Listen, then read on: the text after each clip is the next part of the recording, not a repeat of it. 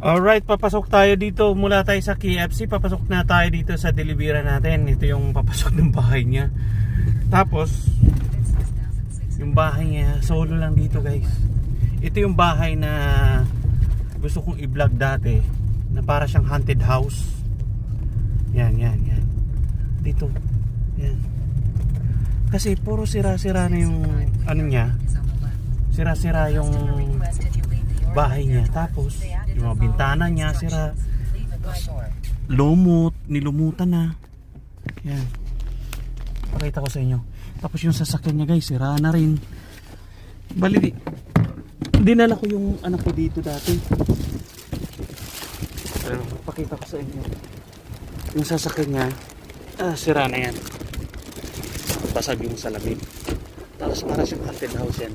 605. So pupunta tayo dito sa loob.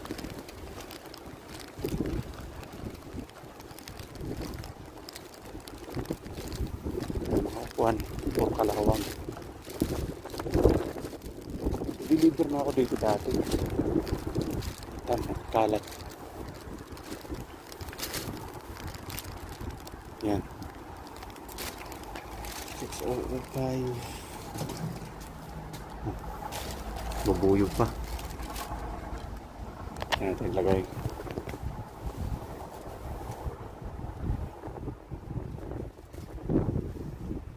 Right.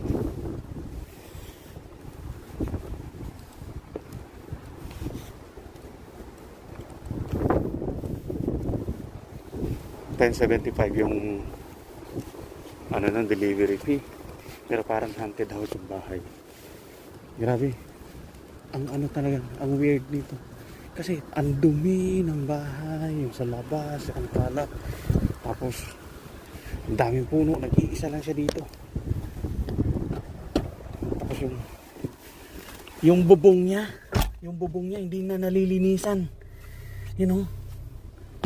Ito yung bahay na una gusto kong i-vlog na haunted house siya. Nakakatakot kasi na-deliveran ko to.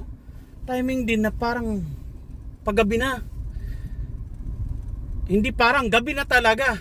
Tapos yung bang parang may tunog na yun. Kaya nag-alinlangan ako mag-deliver nito dati dito. Kasi hindi ko alam kasi wala siyang mga kortina, wala kita talaga yung loob ng bahay.